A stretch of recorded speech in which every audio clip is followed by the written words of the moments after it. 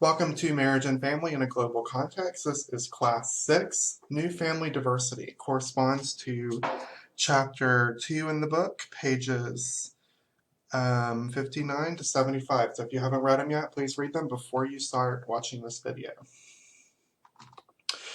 All right, I just wanted to start our class by reminding you that our exam is coming up in less than a week.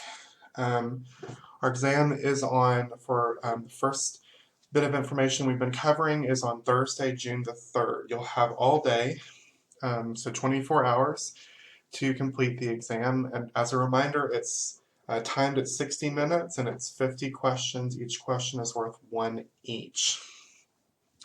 You can have your notes and your book on the exam, but you should still prep for it by reviewing your notes and catching up on any reading that you haven't done. It's going to be very hard to answer all of the questions if you're relying really heavily on the fact that you can just look in your book, because it is a timed exam. So you kind of need to generally know the information and kind of know where to find it. Otherwise, you're not going to complete all of the questions. Now, I looked at your responses to the welcome survey, and that helped me figure out how we're going to do exam reviews. Now, on our first class, I told you that we were going to have a Zoom meeting and y'all could all come to it, and if you came for at least 25 minutes, then you would get a point of credit. I'm not going to be able to do it in that way because not a majority of the class, while a majority of the class can come to an in-person session, not every single person can in a way that makes sense. So it will make sense to just have one actual in-person on Zoom session. But I don't want to penalize people who can't attend because of whatever is going on in their lives or because of other classes they're taking or because of their work schedule. So you still can get 1 point of extra credit for participating in exam review, but I'm going to change how it's done. So if you want to get the full point, you have to do both of these things. The first is post at least one question about any material covered in classes 2 through 9, because that will be what's on exam 1. And you need to post that question, just one, but you can post as many as you want, but you only get credit for the one, on the exam 1 review discussion board by June 1st at 11:59 p.m. The reason I'm asking you to do it by June 1st at midnight is that I am going to use your questions that you ask to organize our exam review. So if you can get that to me by June 1st, that gives me enough time to prep and make an exam review for you to do, for us to do together. So you'll get half a point of extra credit if you post that to the exam review discussion board by the deadline. If you post it after the deadline, you don't get a point. Then you have to attend at least 25 minutes of the exam review session. And you'll get half a point of extra credit for attending it. Now, you can do this in one of two ways. You can either come in person to the Zoom meeting, which is going to be on Wednesday, June 2nd from 1 to 2 p.m., or you can watch the recording of that session, which will be available on that day from 2:30 to 11:59 p.m. So the exam opens at 11:59 p.m. on June 2nd, so the review will no longer be available to you at that point. But as long as you watch it between those hours, you can get extra credit. You'll get half a point of extra credit. So you either come to the Zoom meeting or you watch the recording of the Zoom meeting. And at that Zoom meeting, I will have a PowerPoint where we go through the questions and the answers to those questions. The questions that you had on the discussion board, I'll answer them on the PowerPoint, and then I'll have some practice test questions that you can answer to kind of see how well you know the material without looking at your notes. So that's what we're going to do for the exam review extra credit assignment. So if you have any questions about that, if that doesn't make sense to you, then please send me a quick email and I'm happy to answer those questions for you. Now, everything that you need for the exam can be found in the modules tab, in the modules page. So if you go to the modules page on Canvas, there's a new module that's called exam. It'll have the exam review schedule, so a detailed list of the dates that we'll be having the exam reviews, the times we'll be having them, and when things are due in order for you to get extra credit. That's there. The link to the Zoom meeting will be there. The link to the recording of the Zoom meeting will be there. And that's also where your exam will show up when it's available to you.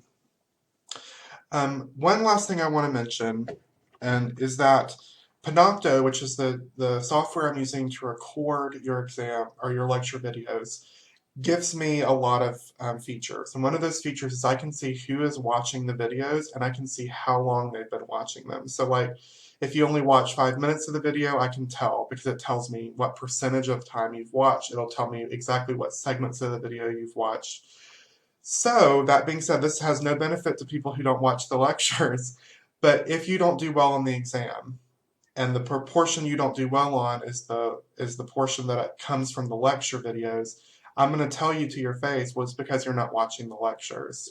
So I'll be able to tell the people who come to who watch the recording of the exam review because it will tell me who accessed the video and how long they watched it for, in the same way that I'm able to tell who's actually participating in class. So just a little bit of information out there for you. I'll send all this out in an email, but I wanted to just put all that out there so that as we prep for the first exam, which is coming up, we'll all be on the same page. Okay, so let's start on the material for this class. And because we went through this little exam reminder announcement, your video probably will be a little over 50 minutes, so I do apologize for that, but it's important that we had this little discussion about the exam as we get started. Okay, so let's review what we talked about in Class 5. So in Class 5, we learned about the rise of democracy and industrialization. And if you don't remember what that means, then go back and review Class 5. Democracy, our system of government, industrialization, the increase in urbanization and people working outside of the home. And this resulted in some really big changes to the family as we know it. Then we looked at how family structure and function was negotiated by the changes. So instead of all the labor occurring in the home, the husband started to work outside the home in the market. The woman remained inside the home. The wife remained inside the home and worked within the home. And this was called separate spheres. Both contributions were considered to be equally important, but actually they weren't equal. They were equally important, but they weren't equal in the power and the wealth that was derived from them. Then we looked at the changing family of African Americans who were liberated from legal slavery, but also then were placed in this weird economic slavery that they didn't get out of for a very long time. Asian Americans who immigrated from China to work in the California Gold Rush and then experienced a lot of racism and discrimination. And then Mexican Americans who were living in Mexico until the United States either attained by war or purchased or negotiated through annexation Mexican territory and which is now part of the southwestern United States. And we looked at how their lives were changed as a result of being subsumed into American culture against their will. Then we identified the shift that occurred from the patriarchal family to the companionship family and how those shifts came with different expectations, values, and goals. All right, so let's move into the modern family, which runs from 1960 to the present day. But actually, wait a minute, I forgot. Take a pause. Before we do that, let's take a pause. I want you to remind yourselves of the challenges experienced by Black, Chinese, and Mexican families in the 1800s. And I just went over those in brief, but there's a slide each on Class 5. I want you to think about those changes. So look at those slides and remind yourselves of the challenges and changes they experienced. Then think about this question. How did the racism they experienced during the 1800s impact their families then? Now, fast forward to 2020. We're not living in a post-racist society. Our society is still very racist. There are still a lot of ways in which Black, Chinese, and Mexican families are challenged and have changes that are the result of racism they're experiencing now. So I want you to think about those families and how racism is impacting their families now. So I want you to take what you learned, and I want you to apply it to 1800s, and I want you to also apply it to now in 2020. Thinking about how the same pattern of behaviors are occurring and how those patterns of behaviors might impact those families of Black families, Chinese families, or Mexican families now. Now, if you want to get an extra 1 credit point towards your discussion grade, email me the answers to your questions. Don't post them to the discussion board. Email them directly to me, and if you do, by Sunday, I will give you an extra credit point. But you don't have to. I just want you, this is an exercise for you to apply what you've learned to a current day situation. But if you want to get some points for doing the work, then email it to me, and I'll be happy to give you some credit. Now let's start talking about the modern family. So the 1960s onward, we're still in the modern family. So as the 1960s turned into the 1970s, turned into the 1980s, turned into the 1990s, I was born, turned into the 2000s, you were born, turned into the 2010s and the 2020s, families changed because the times were changing. The way the family looks now is drastically different than it looked when we started this several days ago. The way we define family is different. The way we define marriage is different. The values and expectations for marriage and family are so different, but they're also so similar. And what we're going to talk about today is how our parents and grandparents negotiated, and now us, because we're all getting to that point. I mean, I'm definitely past standard marrying age in Alabama. Like, I'm almost 30 years old, not married. Look at me, not doing what I'm supposed to do, quote unquote. we're all negotiating what it means to be married and what it means to be a family. And so what we're going to be looking at is how that has changed. A huge change that took place in the 2010s was the equality of marriage for all couples, regardless of their sex or gender. That happened in 2015. Obergefell v. Hodge in the Supreme Court made it to where same-sex couples in the United States could get married, that states could no longer discriminate. That was a huge change that brought about a lot of happiness and joy for a lot of people. Also came with some conflict. All change does, but for the most part, most Americans are happy to see families supported and loved and valued by the government and by society as a whole. That's a huge change that we've experienced in our lifetime. But that's not the only change that has been experienced by the modern family. Your parents and grandparents saw the possibility of interracial marriage. That was not something that could happen until the late 60s. That people, I think it was the late 60s. I don't know. It wasn't covered in the chapter, but it's definitely something that happened in this period of time that we'll talk more about when we talk about race and ethnicity. But families, or couples, if you were white and she was black, or vice versa, or you were both women and you were both black, you couldn't get married. Or both women, one was white, one was black, you couldn't get married. You couldn't get married if you were a white person and you loved an Asian person. This couple right here couldn't get married until the modern period, not because they were gay, but because they were interracial.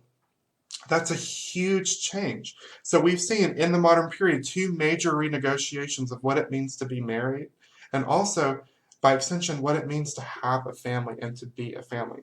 So this is a really exciting time that's really defined by some rapid and important changes. Now, these changes to the times and to the family can be seen most clearly by changes in the 3 institutional arenas that we've been talking about in our class.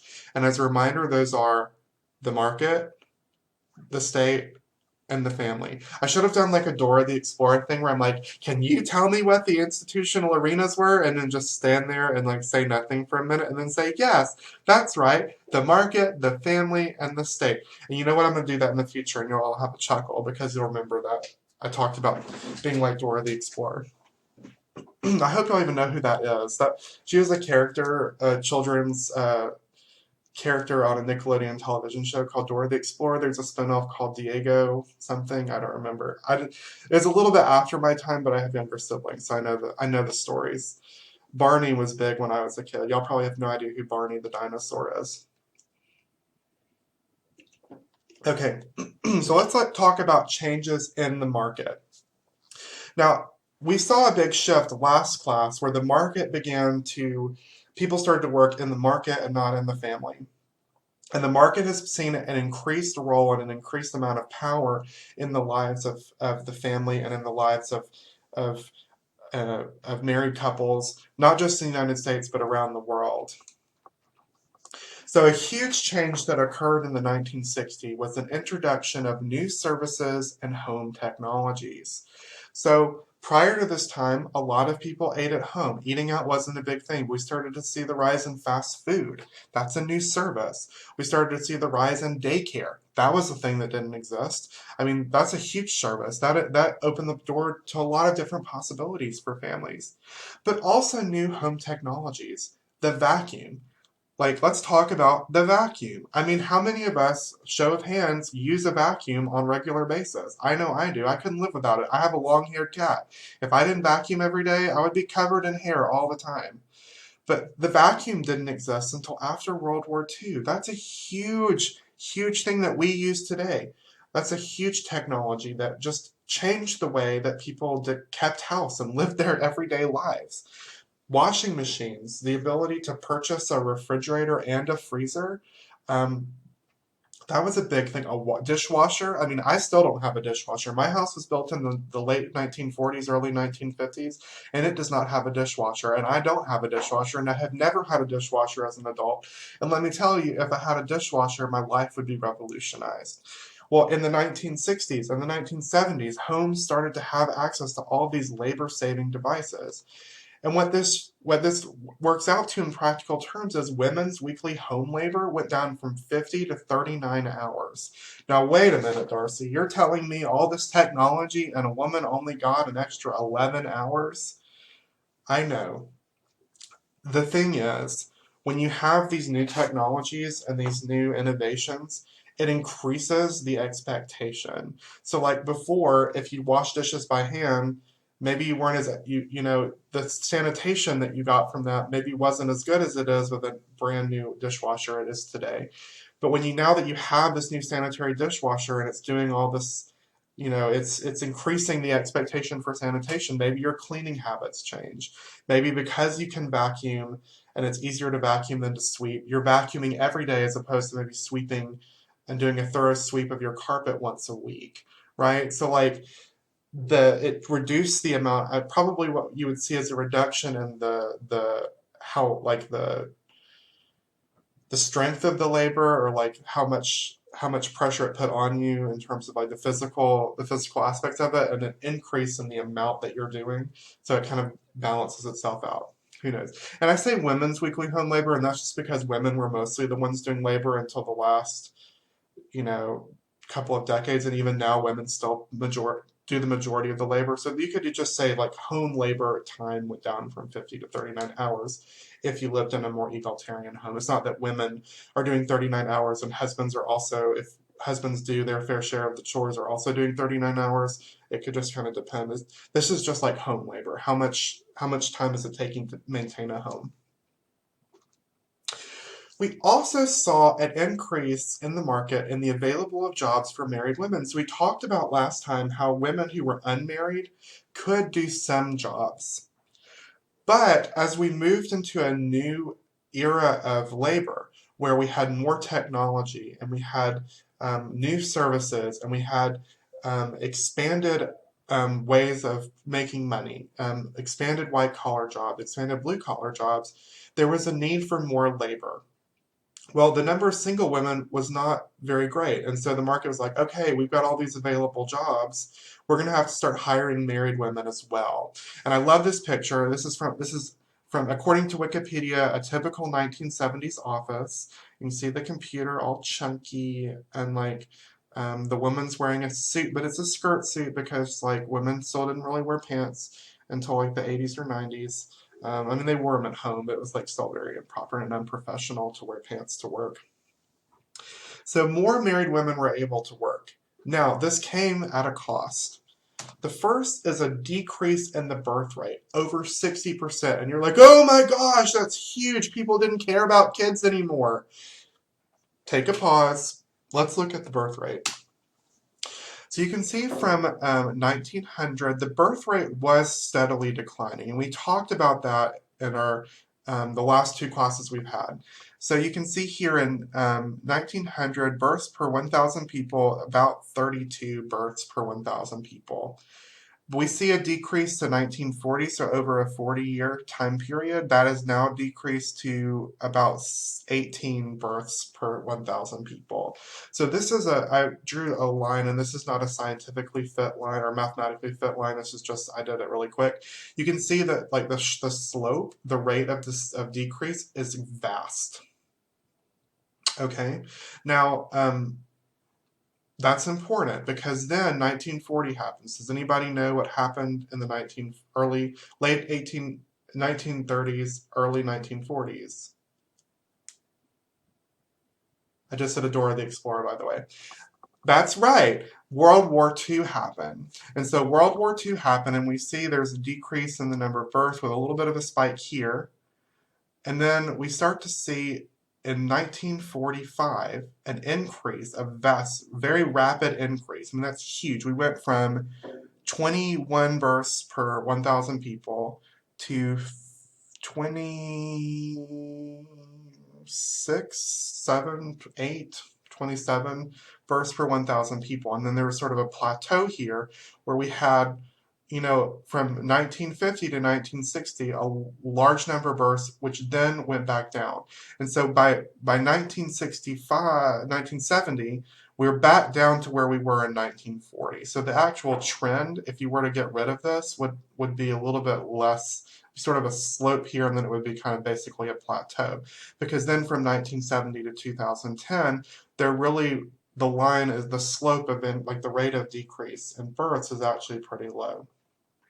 So when you see the 60%, don't see that as like, oh my gosh, people no longer wanted to have kids. See it as, oh, wait a minute, there's this baby boom, which 1945 to 1965, my grandparents were born in the late 1940s, early 1950s. They're baby boomers. My dad was born in 1967, so he's not a baby boomer. He's a little bit outside of that. He was born about right in here. Some of your parents may have been born within the baby boom era. This happened right after World War II. There was a lot of people coming home. They'd been at war. They wanted to have marital relations with their wives. They wanted to settle down. They wanted to have a family, and so they did. And so we saw this huge increase, but then it kind of slowed down, and we kind of went back to where we were. So like imagine this didn't happen, we probably would have seen the same rate of decrease. This is really just the trend correcting itself. This is sort of an abnormality in the trend. We also saw an increase of women in the labor market. It went up from 30% in 1950 to nearly 60% in the present day. And so you can see the baby boom is also listed on here. The trend for women in the marketplace has been gradually increasing. From 1900s to 2010. And so it really, like, this is a more reasonable trend than the baby boom that we just looked, like the baby birth rate decline. So it kind of is attributed, this can kind of be attributed to more women in the labor market, but it was going to happen anyway. Now, with these changes in the marketplace, new services and new technologies making labor easier and quicker, and more job variability between men and women. So, jobs just weren't for men, they were also for women who could also equally compete for them. Wage instability started to occur. So first, there's no more family wage. If women can also work easily in the marketplace, then why is the market going to pay a man or a head of household enough to support a family when every adult in that household can work? So no more family wage. So that was kind of a bad thing. So no more is the head of household bringing home a wage that's large enough to support a family. They're bringing home a wage that is reasonable. Well, they're bringing home a wage that could either be a minimum wage or a living wage. Now, the minimum wage where we live, I think, is $7.25. I haven't made minimum wage in a long time, so I don't remember. FYI, you cannot live on a minimum wage, even if you work full-time. It's just not enough. You have to, in order to live, you need to earn a living wage. And a living wage is the bare minimum that you can earn per hour at a full-time job in order to support an individual or a family. And the living wage changes depending on how many members are in your family. For in Alabama, the living wage for an individual is $11 an hour. So, like, think about this discussion that we're having as a society right now about should we pay fast food workers, for example, a living wage? Well, if very poor people, if their only job options are fast food, working in a fast food industry, and they're making 7.25 an hour. Some of them maybe make $9 an hour these days because a lot of companies have given an increase to their minimum wage that's not the same as the federal living wage. They're not making enough at minimum to support their family, even if they worked 40 hours. Well, then that means they're going to have to get a second job. But how are they also going to take care of their kids? How are they going to take care of themselves, right? So, like, that was a huge negative thing that happened when the job market opened up to a lot of people. Not because, and we shouldn't say what's women's fault for working. We should say it's the market's fault for not taking care of its workers. But we'll talk more about social class and economics, family economics in chapter 4. So that's coming up after exam 1. So hold on to your hat. We're going to be talking about money and we're going to be talking about labor, and I'm excited about it. It's a topic I'm interested in. We also see like this discussion about childcare. Who takes care of the kids if both mom and dad are working? So daycare became a new service that was available to families, and that definitely helped families out. But daycare is expensive. How are we paying for it? Um, how can, and another consideration is, if you are on the lower end of middle class, you're probably not going to be able to afford a daycare that gives your kids like a good like leg up in terms of education, as opposed to paying for a high quality daycare where they're going to get early child learning. They're going to get a little bit of a preschool education that's actually a good preschool education that sets a good foundation for them going into kindergarten. So that's not something that a lot of businesses consider when they pay people because they're not paying a family wage, and it's also not a benefit that we're given that's given as part of a job. You don't get a stipend for your kids. Another childcare benefit that the market didn't really consider and still hasn't considered, and the state hasn't considered either, is what about women when they get pregnant and have a kid?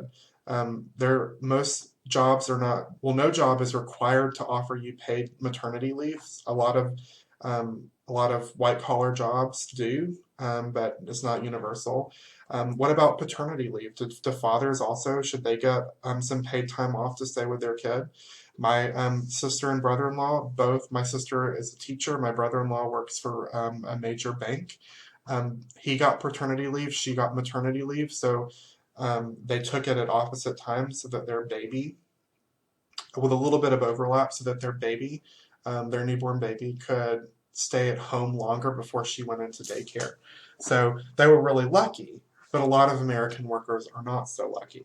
So that was a huge change in the market that came with sort of a little bit of well, not a little bit, came with a pretty major price. But the market wasn't the only institutional arena where things were changing. Changes were also occurring in the state. So the major change that occurred in the state in the 1960s onward is the creation of pension and welfare programs. So what is a pension program? Well, I put a Social Security card here because Social Security is the largest pension plan in the United States. A pension is a paycheck that you receive after you retire, but it's one that you have paid into that has been matched by your employer. So if you have a private pension, when you get your paycheck, a portion of your check is taken out and put into the pension plan and your employer matches it. Social Security is a pension plan. It is not an entitlement. It is not something that is paid for by your tax dollars. If you get a paycheck, look at it and you'll see a tax on there called FICA, F-I-C-A. That is your Social Security contribution. So a portion of your paycheck goes into Social Security, and your employer is required to match that. So the money that goes into Social Security that you get when you retire is money that you and your employer have been setting aside for your retirement. So Social Security is not something that people get because they didn't work. It's something that they got because they put the money aside, and the federal government invested that money so that it would grow, so that you could actually like have a decent some semi-decent retirement. You can't live on Social Security, by the way. The amount of money you get is like has not increased as the cost of living has increased. When it first came out, it was revolutionary. It changed people's lives. It changed the family in ways that we'll talk about in a second. But I say all that to say there's a lot of discussion about Social Security and how we should get rid of it. And you should be concerned about that because you are paying into this. You are paying into your pension, your Social Security pension for when you retire. So this doesn't just impact your grandparents and your parents, it impacts you as well. And you'll see in a second how Social Security and the introduction of Social Security into the United States changed the family for better. We also saw the creation of welfare programs. One of them is Supplemental Nutrition Assistance Program, or SNAP, or what's commonly called food stamps. Women and Children, or WIC, is another welfare program. SNAP helps families that don't make enough money buy groceries. WIC helps new mothers buy groceries. And I don't know a lot about WIC because I've never been a mother. But I think almost every woman is entitled to WIC. I know my sister was on it, and she and my husband both like my husband. She and her husband both like make a lower middle class wage. So that's another program. There are a lot of other welfare programs that exist out there. Unemployment's one of them. It helps people when they're unemployed, but it's not like a long term. That's the thing about welfare programs. They're not designed to be long term. And the amount of money that you get on them is not really enough to survive. It's just enough to help you get by until you get over the problem that you're in. The biggest issue with these welfare programs, and this is something we'll talk about in more detail as we move into other topics in the class. And I speak from experience. I used to be on SNAP. I used to have welfare. I used to be on Medicaid. That's another program. Medicaid is an insurance program that's provided by your state if your income is so low that you can't afford insurance. Medicare is insurance that's provided to people who have retired or are on Social Security. So that's the difference. Medicaid, medical aid, Medicare. Medicare is just a benefit of your pension. So I speak from experience when I talk about welfare. The problem with the welfare programs that we have is they're not accompanied by any practical social change or policy change that make it easier for people to get a job that gives them a living wage. Most people would rather work than be on welfare. The problem is you can't typically find jobs that pay a living wage, and so it's harder to get off of welfare. And it's in many ways advantageous not to get off of welfare because you are not going to be able to survive without it. And you're also not going to be able to find a job that pays you a living wage. That's the frustrating thing. It's like people who are stuck in this welfare loop are not stuck there usually because they want to be there. They're stuck there because there isn't a way for them to get out of it, a reasonable way for them to get out of it. But we'll talk more about that when we get into social class.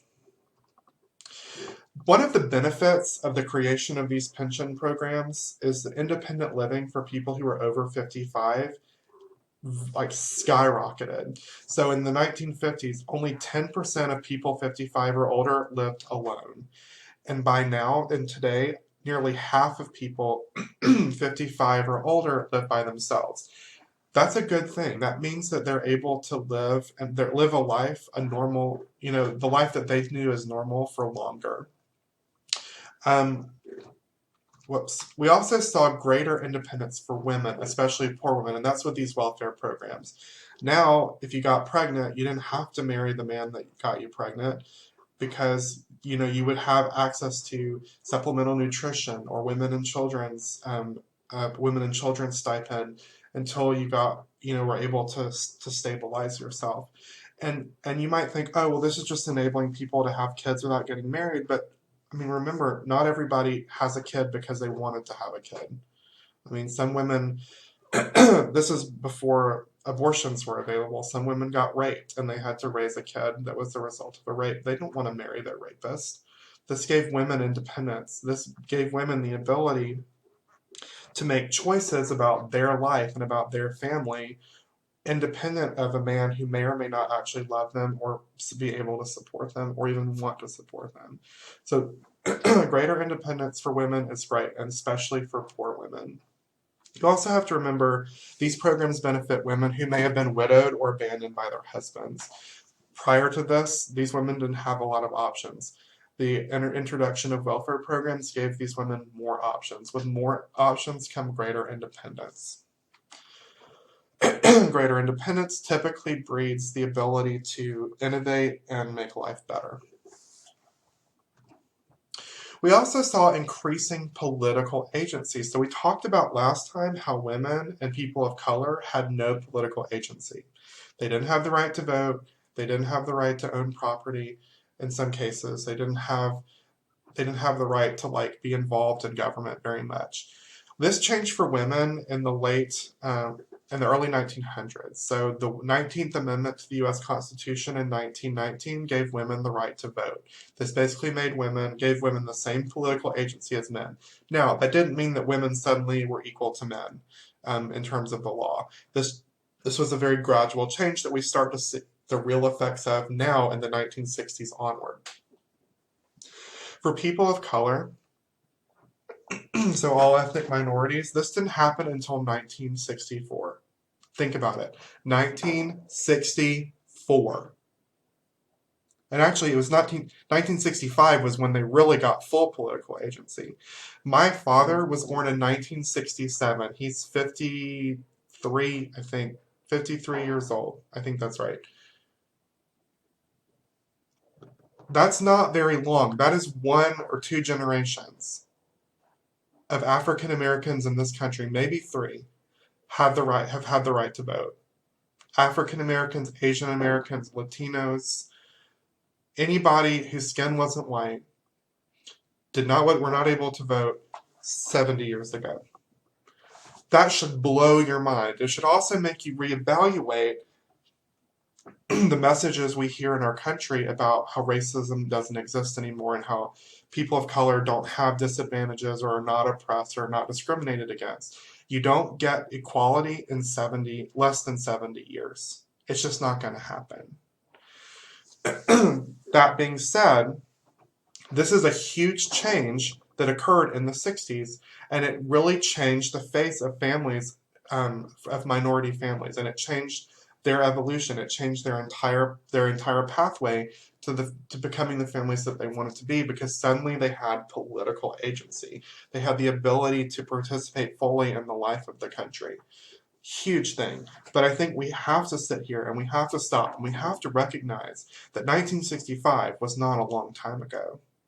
And that change, that the changes that result from that, we still haven't seen fully. We've seen some of the changes, but not all of them, because it takes a long time. Think about it. 1919, women get the right to vote, and they don't have the ability to work if they're married until 1970. That's a long time. We didn't start to see the real effects of this until the 60s. So just things to think about, especially as we transition into our next set of classes, which are going to be about race and ethnicity. So how do these changes in the market and in the state impact the family as an institutional arena? Well, the first, we saw some vast changes to household types. Now, this is a new set of terms we've not talked about before. A household type is basically just what kinds of people make up a household being the people who live in a single family dwelling. Okay. And so this chart right here is going to be explained in these bullet points that come up, and I've made all of the bullet points the same color as the little parts of the graph they represent. So the first is married couple households. We saw a decrease from 1950 to 2015 from 66% in 1950 to 44% in 2015, and that's these blue charts right here. So as you can see, from 1880 until 1970, there was not a lot of variability. Pretty much the vast majority of households were married couple households. But then we start to see a decrease, and it's been a steady decrease from 1970 to 2015. Though in this 5-year period, excuse me, from this 19 period, there wasn't a huge change. Now, a married couple household is basically like a family that's made up of a nuclear family. It's the husband and the wife because until 2015 it would have just been a husband and a wife and their kids. An extended family household, that's a household where you have multiple generations living in a household, or you have a, a parent and a step parent and step kids and step siblings living together. That decreased from 20 to 10%. That's these pink bars. So you can see there's not a lot of variability until the 1950s when we start to see a gradual, well, we start to see a decrease here, but then it's been pretty stable ever since. Then we've got individual households. That's probably, well, that's me for sure. A lot of y'all, I guess it kind of applies to y'all. Y'all are college students, but I mean, you kind of go back and forth between living in your apartment in Auburn and with your parents at home. So you probably still kind of fall in the married couple household. It just depends on how you reported on the census. So you can see from 1880 to 1940, there's not a lot of variability in individual family household. This is single men, single women, for the most part. Well, obviously, there's no other options. These are like people who are probably either waiting to get married or who are never going to get married. But then we see in the 1940s, this starts to increase, and it starts to get much bigger as we progress from the 80s to the 90s, but though it's fairly stable from the last 15 years. Individual family household, these are people who either are living individually by themselves because they're forever alone, or like me, or because they haven't gotten married yet. And part of the reason we've seen this increase from 10% to 27% is because the age when people first get married has gotten older. So people don't get married as early as they used to.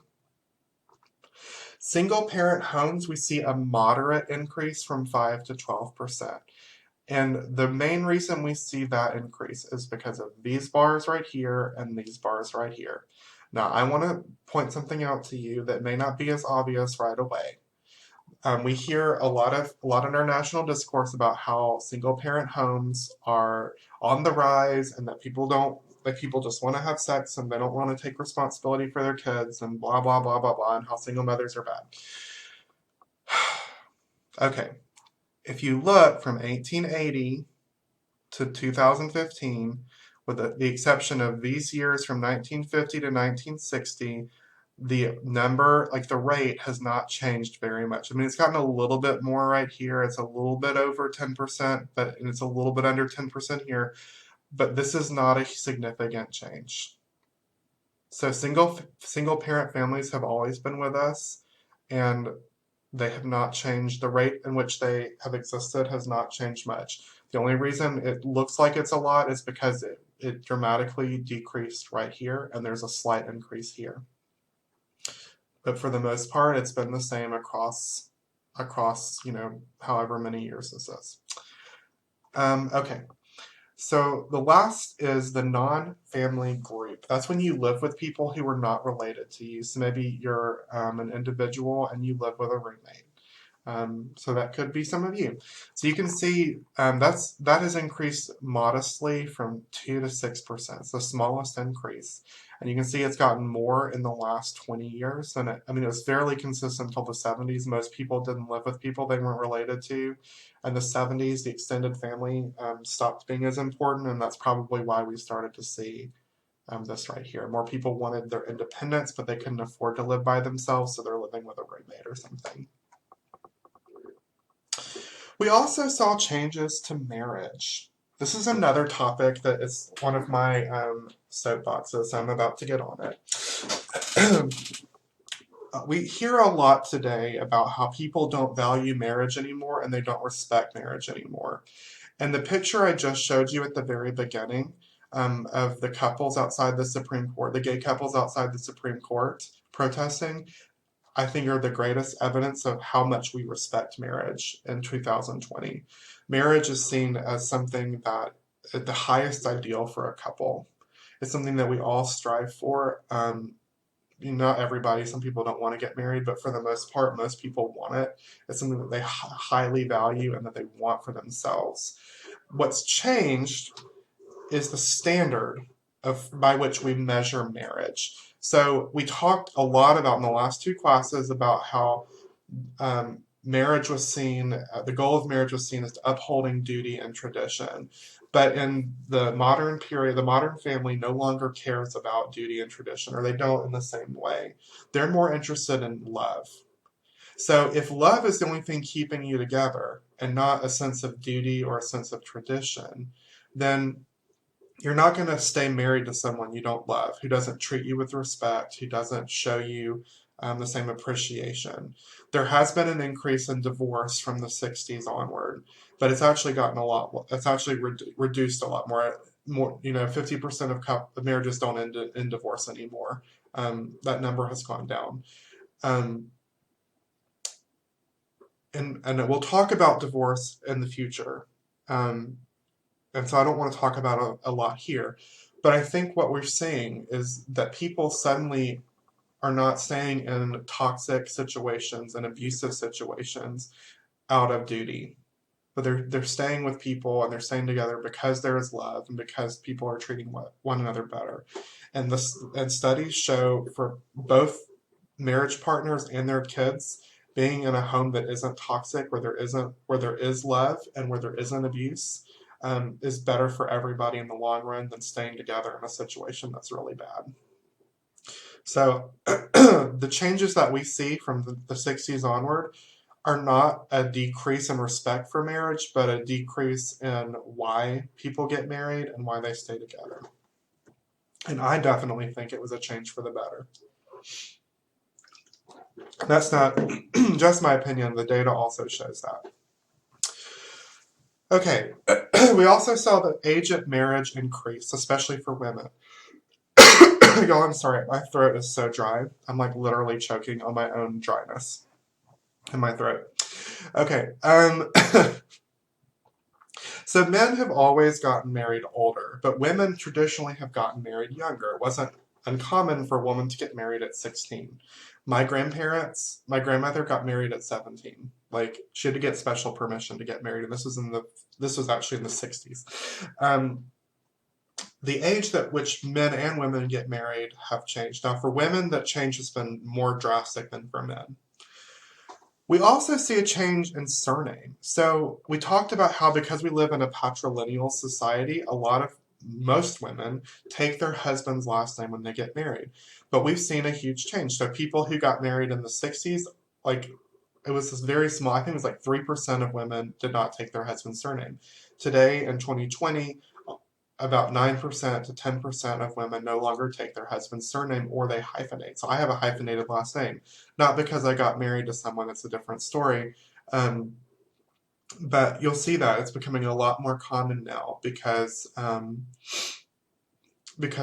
are suddenly no longer, they're independent, they have their own careers, they no longer feel the need to lose their complete identity when they get married. And so that was a change that we saw, for the better, for the worse. I don't really think it matters what your last name is, so I have no opinion, and to my knowledge, no one has ever really researched that. So if you want to be a family scientist, here's an area that you could research.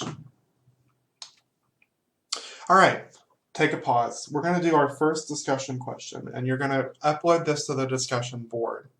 In at least 2 to 3 sentences, answer the following question for one discussion point. So there are 2 points possible today, so this is one of the points that you can get. And there's a discussion board called Class 6 Discussion. This is where you should answer the question. The question is, what factors led to the decline in the number of married couples in the late 20th century? So please answer this in the Class 6 discussion board, and so that I know which question you're answering, put in brackets 6.1 before you put your answer in the comment, okay? And then create a separate comment for the next discussion question, and we'll talk about that in a second. Unpause. Okay. We also saw, and I know we're coming up on the time, and we're almost done, but like I said, it's going to be the video will be a little bit longer because we have the exam discussion at the beginning. We also see changes in the household, within the household. So not just in the types of household, but within the actual household. The first major change we see is in parenting and care.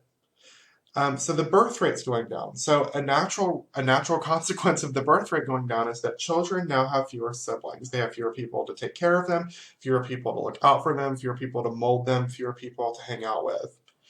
And so this what is a result of this? There's a huge importance placed on relationships with parents and grandparents.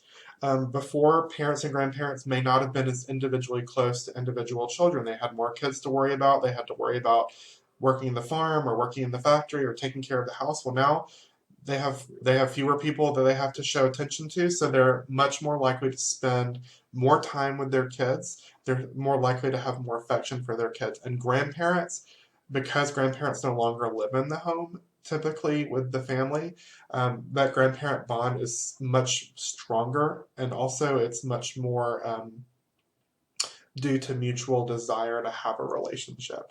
Which, whenever you want a relationship with someone, you tend to put more effort into it.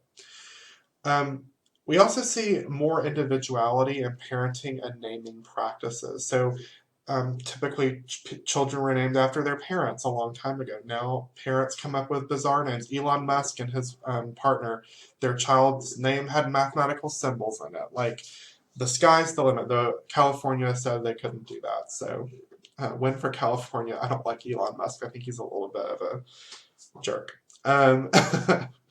That's a Darcy opinion. We also see an extended parenting opinion that goes into college years actually now. Used to be when your child was old enough to kind of apprentice or start their own farm or get married and have their own family, that parenting ended. You were done as a parent. Today, that adulthood, that becoming a full member of the adulting, of taking care of yourself, of paying all of your bills, of making your own decisions, that's kind of extended for some people if they go to college. So parents still have the sort of parenting role into the college years, though how they do that again is highly individual. But we also see a change in caring. So it used to be grandparents lived in the home, but grandparents didn't live very long. Like, when we started talking about the history of the family, you were lucky if you lived to be like 35. That the age of mortality has gotten older.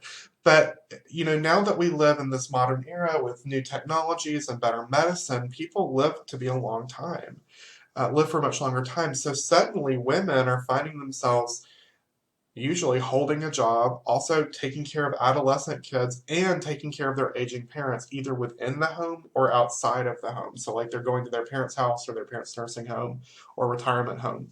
And we call this the sandwich generation because they're kind of sandwiched between the need to care for their kids and the need to care for their parents. Now, these household changes that we're seeing are very culturally different. So, if you're white and you're rich, or if you're rich. The more affluent you are, regardless of race, and most likely if you're white, you're less likely to have multi-generational households. White people tend to not live in multi-generational households, so like living with your parents or grandparents, or multiple generations of your family, cousins, etc. White people tend to live in their nuclear family or in a blended family with like a step parent and step siblings. And if you're wealthy, you're also more likely to do that regardless of your race. Now, if you're African American, Latino, Native American, or you're less affluent, so if you're white, really, if you're a poor white person, you're more likely to live in a multi-generational household. Now, for African American, Latino, and Native American families, this is largely a function of culture, and for less affluent people, it's more a function of necessity, economic necessity. Now, more affluent African American, Latino, and Native American families may be more likely to live in single family, like nuclear family or blended family homes. It just kind of depends on how strong and how important that cultural bond of multi generational family is to them. Um, and as a result of that, grandparents are often an essential part of parenting. Because grandparents are in the home, they're seen as wise elders who are involved. They're not just someone that you like. who you spend time with, but they're also have an important role to play in making sure that you turn out to be the person that you should. Um, and we talked last time about how African American families and these newly legally recognized family units really clung to one another, and extended family was really important, and we still see that today. African Americans extended family is so important. They have huge family reunions. I'm kind of like I haven't been to a family reunion in like a decade, so like. And I have a friend, and she talks about her family reunion, and she tells me about all the food. Like everyone is just like it's like a cruise, but you're not on a cruise. Like eating all the time, exchanging stories, seeing people that you haven't seen like a year. I'm like, I haven't seen some of my cousins in maybe 15 years. Like I don't even understand I don't understand the concept of cousin because I come from a white family and slightly more. I mean, lower middle class. I mean, I'm not gonna say affluent. Wouldn't describe my family as affluent, but um, I don't even see my grandparents very often, and my grandmother lives in Auburn, so like it's just different. It's just a different kind of family, and it's really interesting. I think these cultural differences are fascinating, which is why I'm excited about our next couple of classes because we're going to be talking about race and ethnicity. All right, take a pause. This leads us to our second discussion question and the end of our class. Same format, 2 to 3 sentences for 1 point. The question is, how have the relationships between parents and children changed since the 1960s? Answer this in the same discussion board, Class 6 discussion board.